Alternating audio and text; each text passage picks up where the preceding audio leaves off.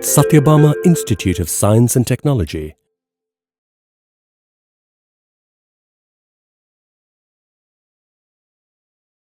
I am Dr. M. Vidya, Assistant Professor from Department of Mathematics, Satyabama Institute of Science and Technology.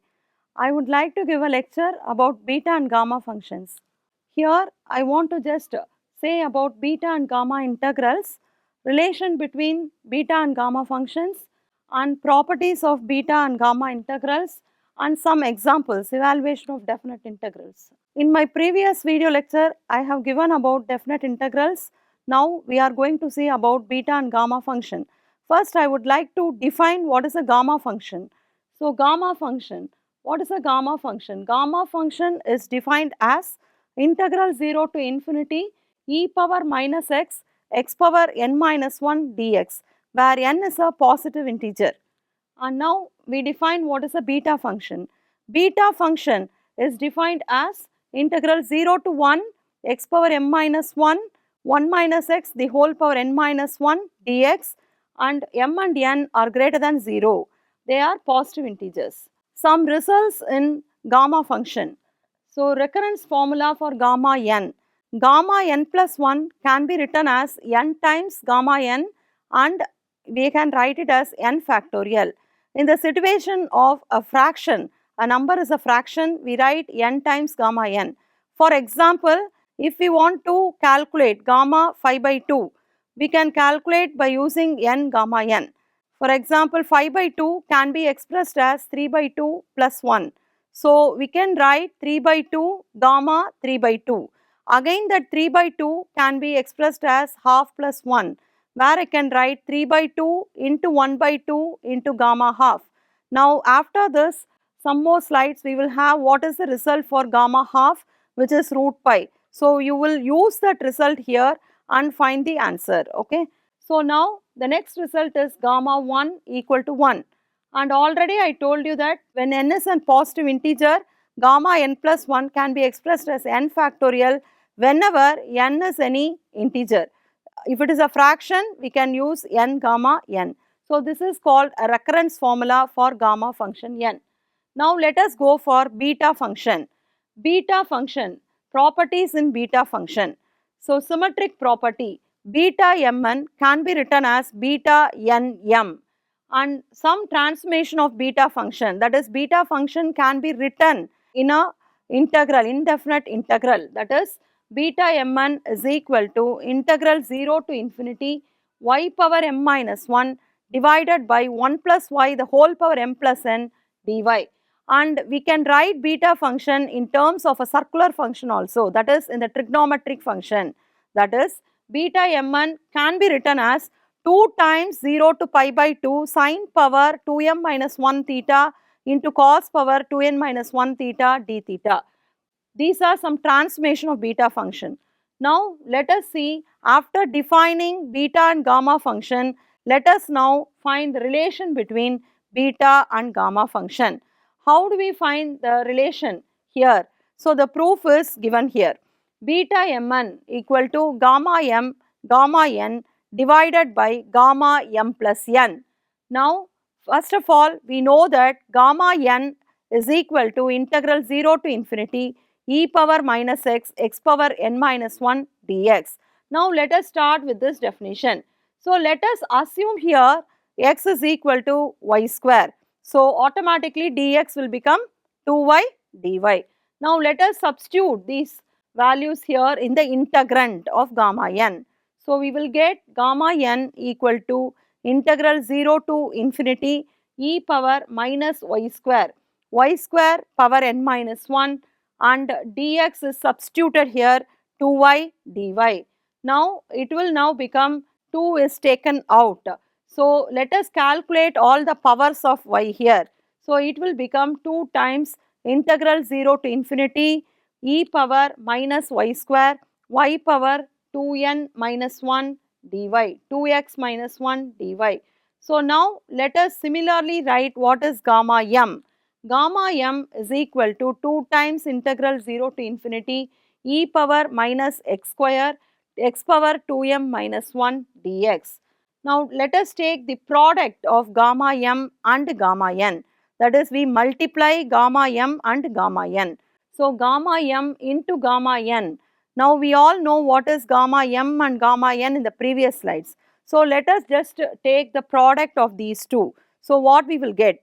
2 times integral 0 to infinity e power minus x square x power 2m minus 1 dx into 2 times integral 0 to infinity e power minus y square y power 2n minus 1 dy.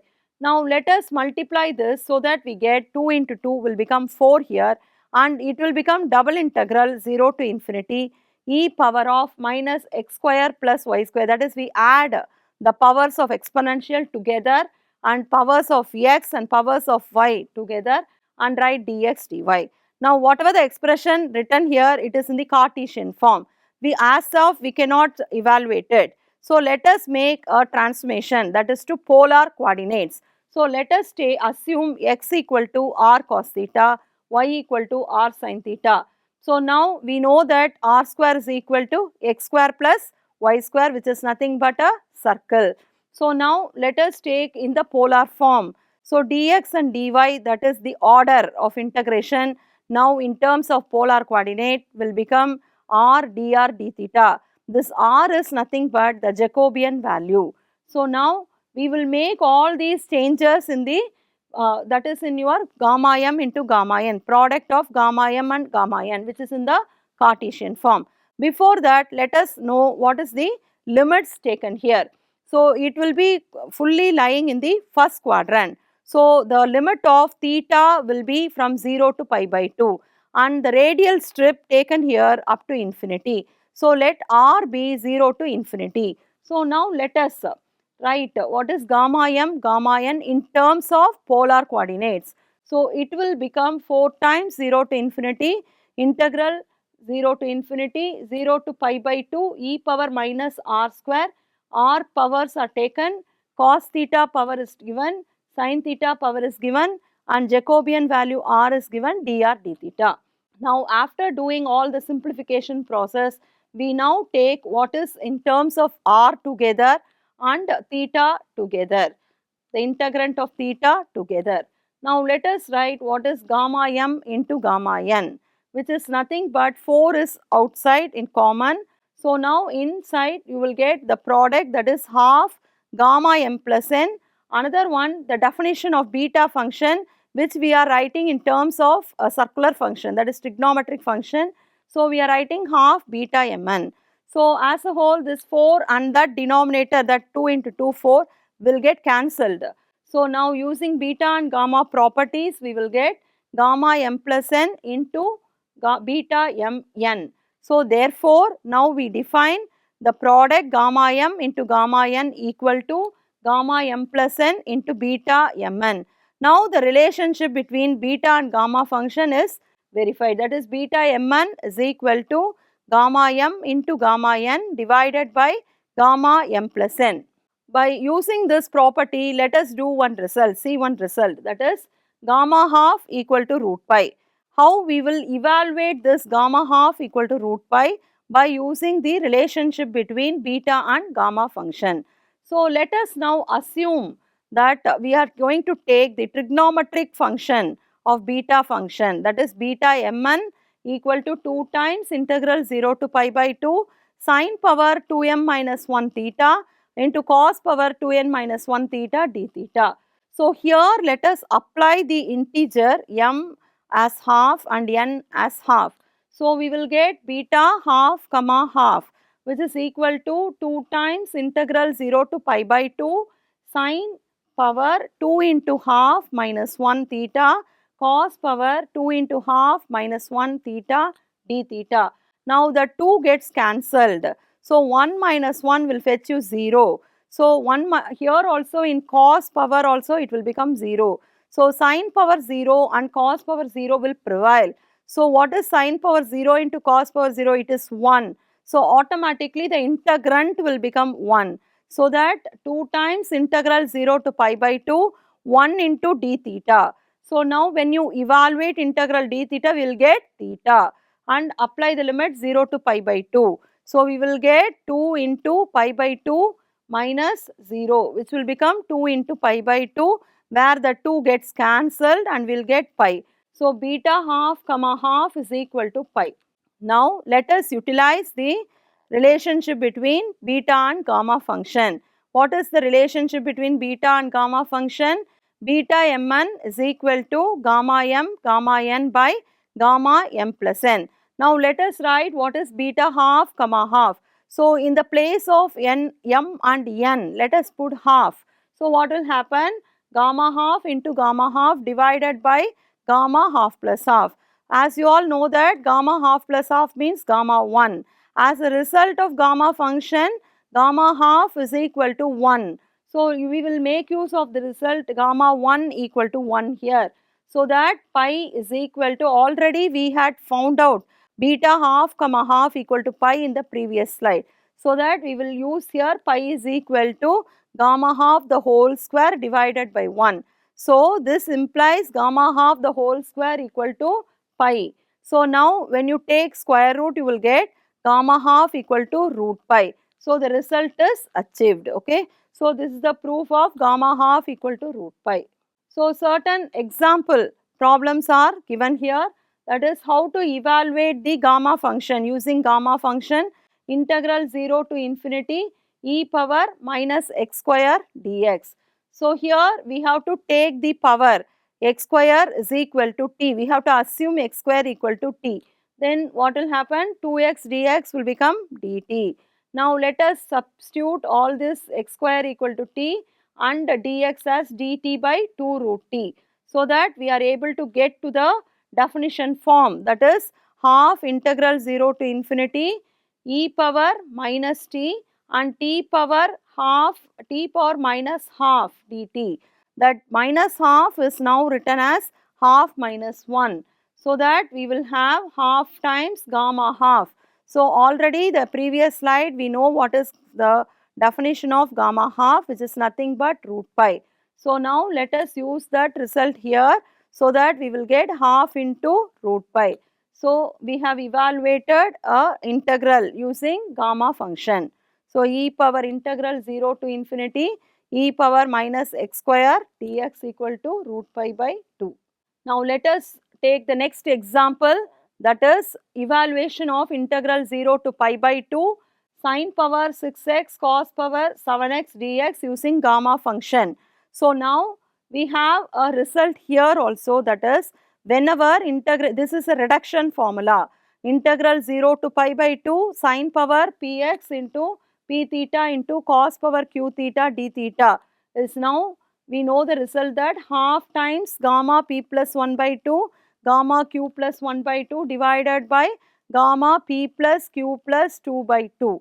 So, let us use this result here. So, the power, now we can write that p equal to 6 and q equal to 7. So, use that p and q value in that definition. So, we will get gamma 7 by 2, gamma 8 by 2, gamma 15 by 2. Now, as you all know how to calculate gamma n plus 1 equal to n gamma n. So, whenever you have a fraction, you know how to calculate gamma 7 by 2. Already I gave you an example while we are reading about that recurrence formula. So, now gamma 7 by 2 is calculated, and then gamma 8 by 2 is nothing but gamma 4, which is 3 factorial, divided by gamma 15 by 2. Again, we all know that gamma n plus 1 equal to n times gamma n. So, 15 by 2, now we know how to split it, 13 by 2 plus 1. So, 13 by 2 into 11 by 2 into 9 by 2 into 7 by 2 into 5 by 2 into 3 by 2 into 1 by 2 into gamma half. So, that after calculation we get this answer. Now, there is a property where we are utilizing in the definition, that is in our problems. Okay, gamma 1 equal to 1. As you all know, the definition of gamma n is nothing but integral 0 to infinity e power minus x power n minus 1 dx. Now, let us put n is equal to 1. So, what will happen? Integral 0 to infinity e power minus x power 1 minus 1, that 1 minus 1 will become 0. So, x power 0 will become 1. So, we are left out with integral 0 to infinity e power minus x dx. So, now we just evaluate the integration of this and applying the limit 0 to infinity, we can see that we are getting 1. So gamma 1 equal to 1. It's the main result where we are making use in all the problems. So the next property which we have already spoken about in the properties of beta function, that is beta mn equal to beta nm, which is called as a symmetric property. So it is being explained here. So how we write beta mn, the definition of beta mn, integral 0 to 1 x power m minus 1, 1 minus x the whole power n minus 1 dx. As you have studied the properties in definite integral, that is, we know that integral 0 to a f of x dx is nothing but integral 0 to a f of a minus x dx. The similar way here also we are just using, in the place of x we just replace 1 minus x, so that we are getting 1 minus x the whole power m minus 1 into 1 minus x the whole power n minus 1 dx. So you will be getting 1 minus x the whole power m minus 1 into x power n minus 1 dx. So now we can see that beta mn is integral 0 to 1 x power m minus 1 into 1 minus x power n minus 1 dx. Now we are getting integral 0 to 1 x power n minus 1 and into 1 minus x the whole power m minus 1 dx. Now that m and n positions are changed. So here also we can write beta n comma m. So beta mn equal to beta nm by definition of beta function. Thank you.